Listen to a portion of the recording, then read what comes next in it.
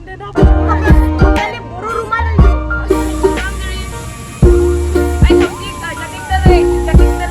jating gak ada lagi langsung lao.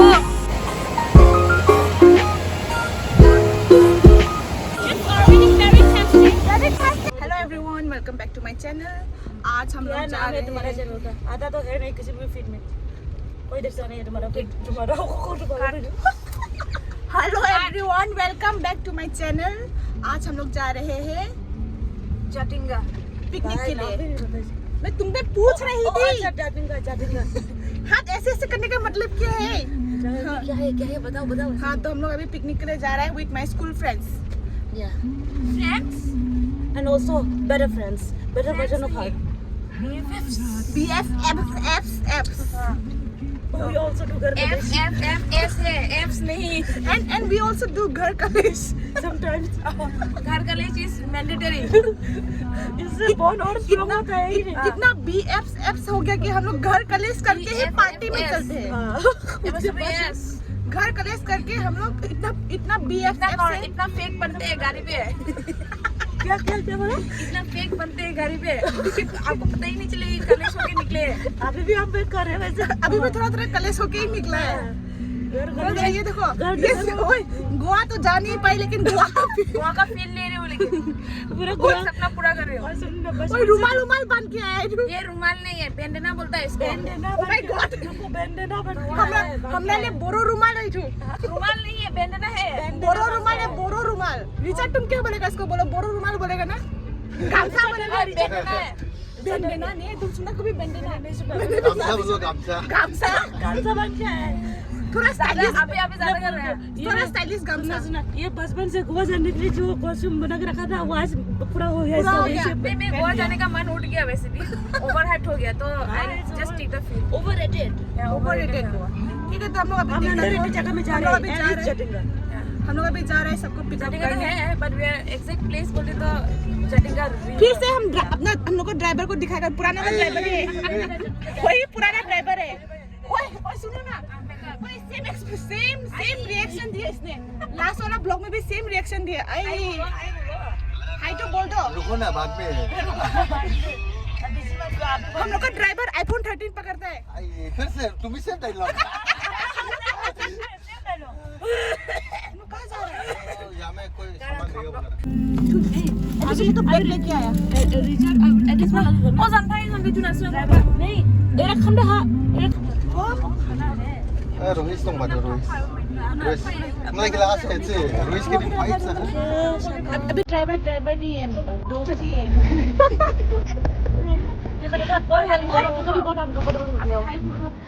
ꯑꯩꯈꯣꯏꯒꯤ ꯀ꯭ꯂꯥꯁꯀꯤ ꯅꯨꯄꯥꯁꯤꯡꯁꯨ ꯐꯪꯉꯦꯕ ꯑꯃꯅ ꯑꯗꯨꯒ ꯒꯥꯔꯤꯗ ꯆꯠꯄꯅꯤ ꯑꯩꯈꯣꯏꯒꯤ ꯀ꯭ꯂꯥꯁꯀꯤ ꯉꯥꯛꯇꯪꯗ ꯒꯥꯔꯤꯗ ꯆꯠꯄꯅꯤꯕꯀꯣ ꯑꯗꯨꯅ ꯒꯥꯔꯤ ꯑꯃꯒꯤ ꯖꯒꯥ ꯍꯧꯔꯒ ꯒꯥꯔꯤ ꯑꯅꯤ ꯂꯩꯔꯒ ꯑꯩꯈꯣꯏꯒꯤ ꯀ꯭ꯂꯥꯁꯀꯤ ꯅꯨꯄꯥꯁꯤꯡꯁꯨ ꯂꯥꯛꯑꯦ ꯑꯗꯨꯒ ꯄ꯭ꯔꯤꯌꯥꯡꯀꯥꯁꯨ ꯂꯧꯗꯣꯏꯅꯤ ꯑꯗꯨꯒ ꯑꯩꯈꯣꯏ ꯆꯠꯂꯦ꯫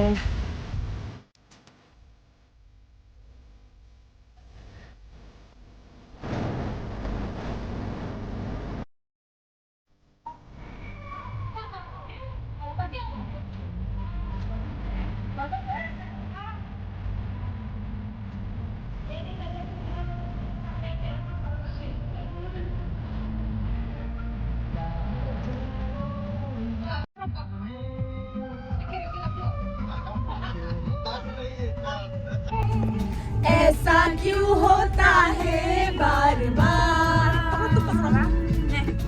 क्या इसको ही कहते हैं प्यार। म्यूजिक आई है इस कोई यावरे मी खरदि चटना गरे खै जो पोचै लौनारि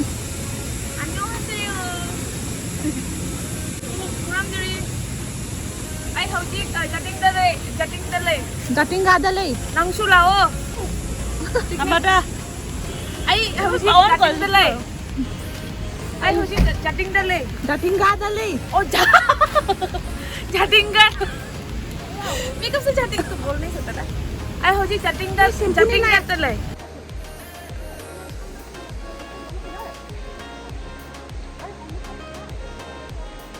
अरे नाम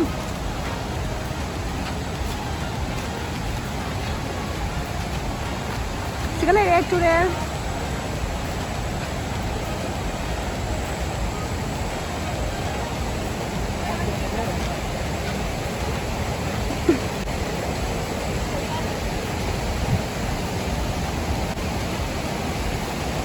ꯅꯣꯡꯁꯦ ꯆꯨꯗꯦꯁꯨ ꯇꯧꯏ ꯀꯩ ꯇꯧꯗꯣꯏꯅꯣ ꯈꯪꯗ꯭ꯔꯦ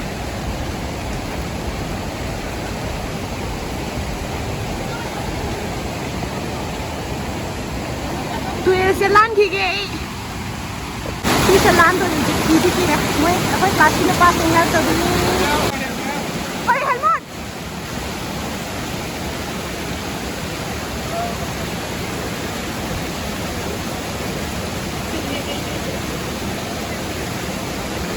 ओए आनंद गिरने का वेट कर रहे हैं हम गिरने का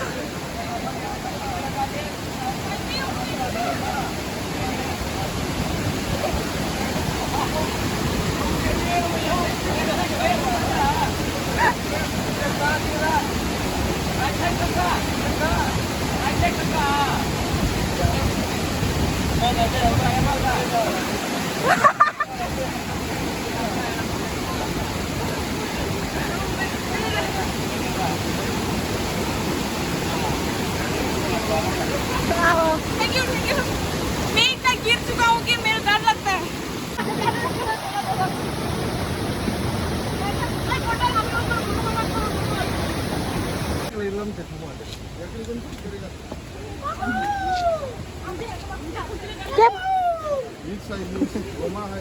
इधर में ओए नम्रता लीच है बोला लीच हाय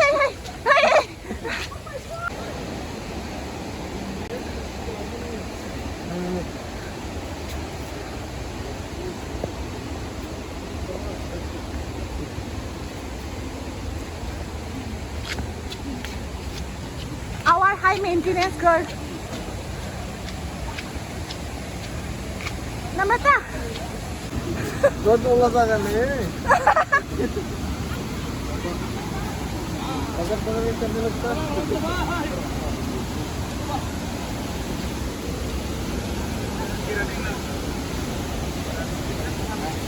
Subras. Hi bro hi. siga lapu mana sisu lambi de heklapani adu video lo thangatreba adu loiraga si se magi khongrau ne ba ina se tlise aidi picnic chakani ana khangdabani na ko shorts parakta ba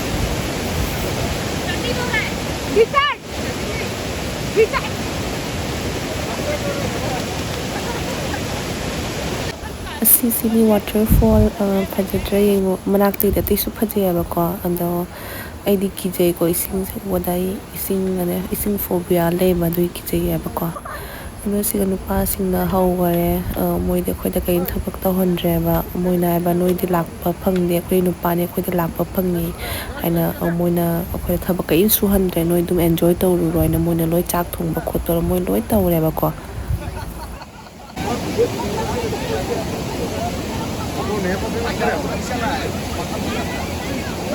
차고리바 정칸님 해리 차고리바 정칸 차고 얘기 사고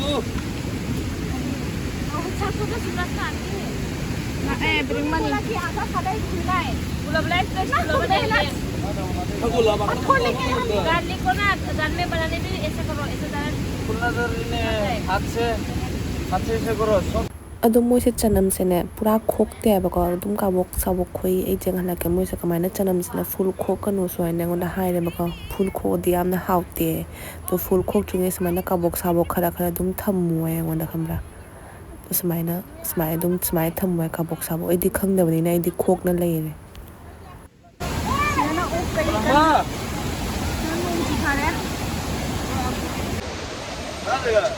हम तो छाती लेके आया हम कहाँ जाएगा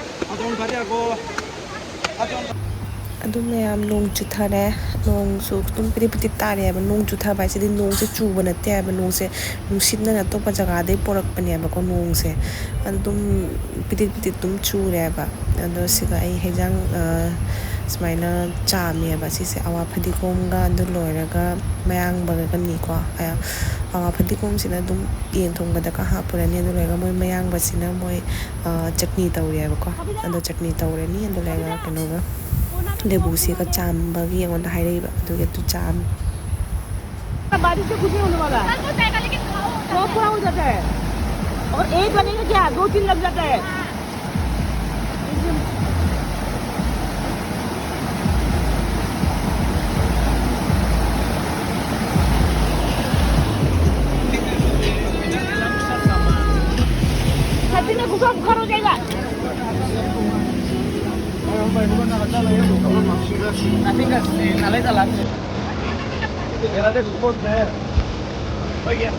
Yan ang kabilang marmon.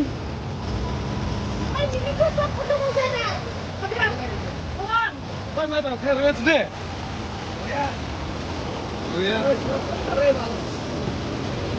Pagka. ꯑꯗꯨꯒ ꯁꯤꯁꯤꯅ ꯃꯣꯏ ꯋꯥꯗ ꯆꯠꯅꯤ ꯁꯦꯝꯗꯣꯏꯅꯦꯕꯀꯣ ꯑꯗꯣ ꯃꯣꯏꯗ ꯍꯪꯁꯦ ꯍꯥꯏꯕ ꯀꯔꯤ ꯀꯔꯤ ꯃꯣꯏꯅ ꯏꯟꯒ꯭ꯔꯤꯗꯤꯌꯦꯟꯁ ꯍꯥꯞꯄꯁꯦ ꯀꯔꯤ ꯀꯔꯤꯅꯣ ꯍꯥꯏꯅꯀꯣ ꯑꯗꯣ ꯑꯣꯇꯣꯉꯥꯒꯗꯤ ꯍꯥꯞꯄꯦ ꯑꯣꯇꯣꯉꯥꯒ ꯃꯣꯔꯣꯛ ꯑꯀꯨꯞꯄꯒ hangse ꯂꯥꯎ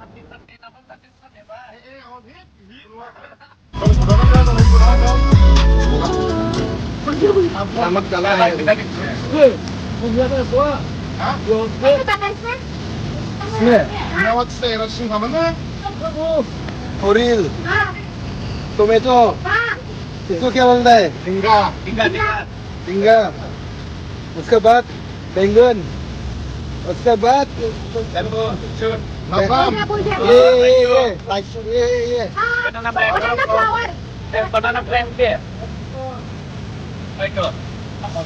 नहीं है नहीं है ꯑꯗꯨ ꯂꯣꯏꯔꯒ ꯁꯤꯒꯅ ꯑꯣꯛ ꯊꯣꯡꯉꯦꯕꯀꯣ ꯃꯣꯏ ꯑꯣꯛꯁꯤꯒꯁꯨ ꯌꯥꯝꯅ ꯀꯩꯝ ꯍꯥꯞꯇꯦ ꯎꯁꯣꯏ ꯈꯔ ꯍꯥꯞꯄꯦ ꯃꯣꯔꯣꯛ ꯈꯔ ꯍꯥꯞꯄꯦ ꯀꯩꯀꯩ ꯍꯥꯞꯄꯤꯅꯣꯗꯤ ꯑꯩ ꯎꯍꯧꯗ꯭ꯔꯦꯕꯀꯣ ꯑꯩꯁꯦ ꯑꯣꯛ ꯊꯣꯡꯕꯗꯤ ꯐꯖꯅ ꯍꯩꯇꯦ ꯑꯗꯣ ꯍꯥꯎꯗꯤ ꯍꯥꯎꯈ꯭ꯔꯦꯀꯣ ꯌꯥꯝꯅ ꯁꯨꯃꯥꯏꯅ ꯆꯤꯡꯗ ꯆꯠꯂꯒ ꯁꯨꯃꯥꯏꯅ ꯊꯣꯡꯕꯁꯦ ꯏꯟꯒ꯭ꯔꯤꯗꯤꯌꯦꯟꯁ ꯌꯥꯝꯗ꯭ꯔꯁꯨ ꯌꯥꯝꯅ ꯍꯥꯎꯋꯦ ꯃꯣꯔꯣꯛꯇꯤ ꯐꯖꯅ ꯍꯥꯞꯆꯜꯂꯦ ꯃꯣꯔꯣꯛꯇꯤ ꯌꯥꯝꯅꯁꯨ ꯁꯥꯈꯤꯗꯦꯀꯣ ꯃꯣꯔꯣꯛ ꯁꯨꯛ ꯌꯥꯝ ꯍꯥꯞꯄꯁꯨ ꯁꯤ ꯌꯦꯡꯉꯨ ꯍꯥꯎꯒꯗꯕ ꯃꯥꯟꯕ꯭ꯔꯥ ꯌꯦꯡꯉꯨ ꯃꯌꯥꯝ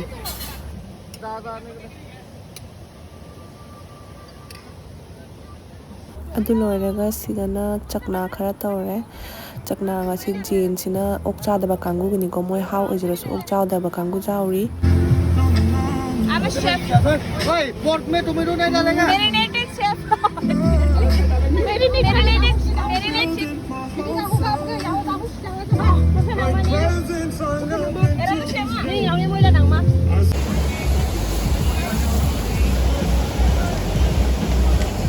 ꯑꯗꯨ ꯃꯌꯥꯝ ꯚ꯭ꯌꯨꯁꯦ ꯌꯦꯡꯉꯨ ꯀꯌꯥꯝ ꯐꯖꯩꯅꯣ ꯀꯦꯃꯦꯔꯥꯅꯗꯤ ꯖꯁꯇꯤꯁ ꯇꯧꯕ ꯉꯝꯗꯦꯀꯣ ꯑꯗꯣ ꯌꯥꯝꯅ ꯐꯖꯩ ꯃꯐꯝꯁꯦ ꯌꯥꯝꯅ ꯐꯖꯩ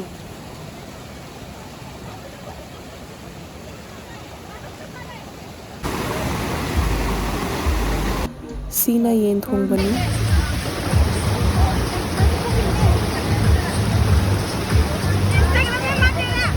Dega! Puno ni post na. Puno.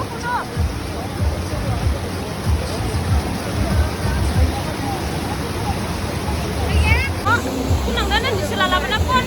Oh, na. Ano na ko? Ani, video ko na. Video ari ba rahay ko. Nito last time ko tama I don't promote बोले फिर डैमेज का कंटेंट करेगा Very much concentrating. Angin na iban talaga. Ano ko na eh. Sabi ko sila.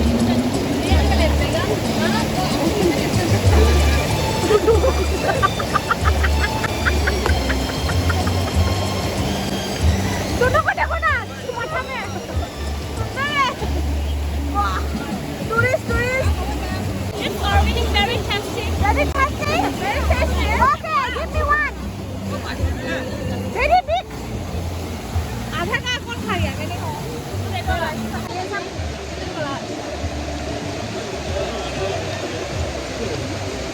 ये किसके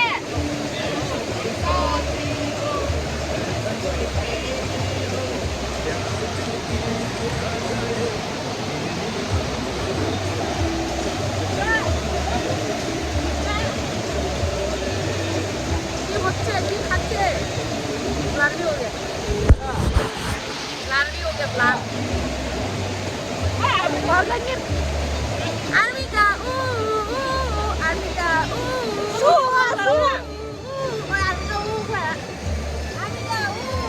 Macam Maji ya.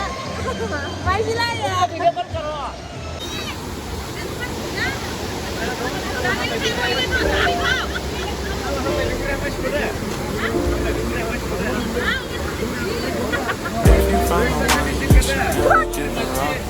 I think it's the way life changes when in love, yeah. I surround my soul with the positivity. That's why I don't worry about the things that I don't see, yeah. These days I don't worry about we should have some more fun. I still dream about the days when we were young. I'll take a hit and still finish in one. Yeah, yeah. Oh, oh, oh, oh. Memory lane isn't that too far away from our hearts. Yeah, yeah. The ones we keep close, we should never let go. So tell me who you love, baby. Take a moment to unwind, let yourself and realize. ꯑꯗꯨ ꯃꯌꯥꯝ ꯌꯥꯝ ꯍꯥꯎꯈꯔꯦ ꯍꯧꯖꯤꯛ ꯆꯥꯛ ꯆꯥꯅꯔꯤ ꯑꯣꯛ ꯊꯣꯡꯕꯁꯨ ꯌꯦꯟ ꯊꯣꯡꯕꯁꯨ ꯆꯠꯅꯤꯅ ꯈ꯭ꯋꯥꯏꯗꯩ ꯕꯦꯁ ꯇꯥꯔꯦꯀꯣ ꯑꯗꯣ ꯊꯨꯝꯁꯨ ꯄꯨꯝꯅꯃꯛ ꯖꯥꯔꯦ ꯍꯥꯎꯔꯦ ꯌꯥꯝꯅ ꯑꯗꯣ ꯃꯌꯥꯝ ꯑꯩꯈꯣꯏꯁꯨ ꯂꯨꯖꯕ ꯀꯨꯝꯊꯔꯦꯕ ꯑꯩꯗꯤ ꯀꯤꯖꯕꯅꯀꯣ ꯃꯣꯏꯅ ꯁꯨꯃꯥꯏꯅ ꯄꯥꯏꯔꯒ ꯄꯨꯖꯝꯗꯣꯏꯅꯦꯕꯀꯣ ꯑꯩꯉꯣꯟꯗ ꯑꯩꯗꯤ ꯀꯨꯝꯊꯔꯣꯏꯅ ꯍꯥꯏꯕꯅꯤ ꯑꯗꯣ ꯃꯣꯏꯅ ꯖꯕꯔꯗꯁꯇꯤ ꯄꯨꯖꯜꯂꯤꯃꯤ ꯃꯣꯏ ꯂꯣꯏ ꯁ꯭ꯋꯤꯃꯤꯡ ꯍꯩꯌꯦꯕꯀꯣ ꯑꯗꯨꯒꯤꯁꯨ ꯑꯗꯣ ꯀꯤꯗꯤ ꯀꯤꯌꯦꯀꯣ ꯑꯩ ꯌꯥꯝꯅ ꯃꯣꯏꯁꯦ ꯄꯨꯖꯜꯂꯤꯁꯦ ꯑꯩꯉꯣꯟꯗ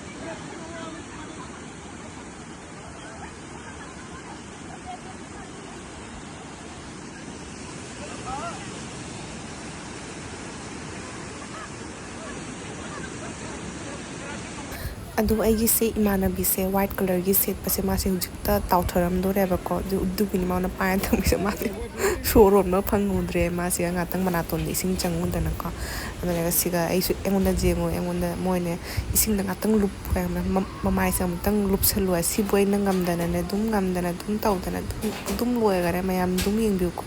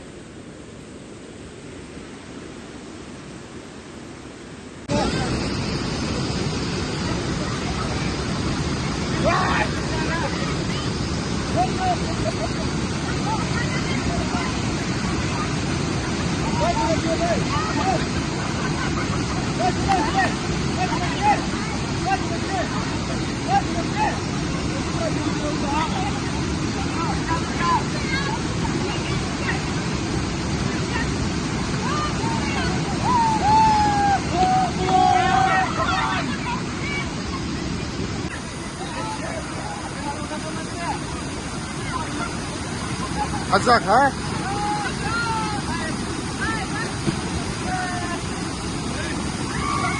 Nikla! 2,000 years later.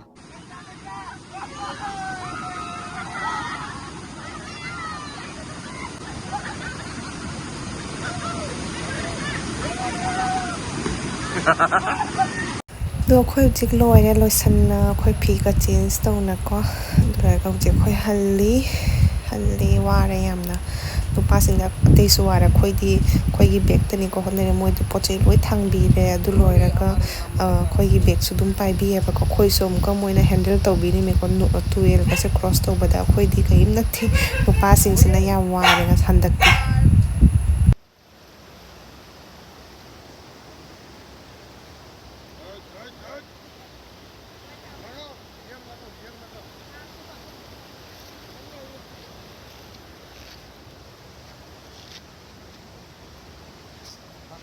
ꯑꯗꯨ ꯃꯌꯥꯝ ꯄꯤꯛꯅꯤꯛꯀꯤ ꯕ꯭ꯂꯣꯒ ꯑꯁꯤꯗ ꯑꯗꯨꯝ ꯂꯣꯏꯁꯤꯟꯖꯔꯒꯦ ꯅꯨꯡꯉꯥꯏꯕꯤꯔꯝꯃꯗꯤ ꯂꯥꯏꯛ ꯀꯃꯦꯟ ꯑꯦꯟ ꯁꯕꯁꯀ꯭ꯔꯥꯏꯕ ꯇꯧꯕꯤꯔꯝꯃꯨ ꯊꯦꯡꯛ ꯌꯨ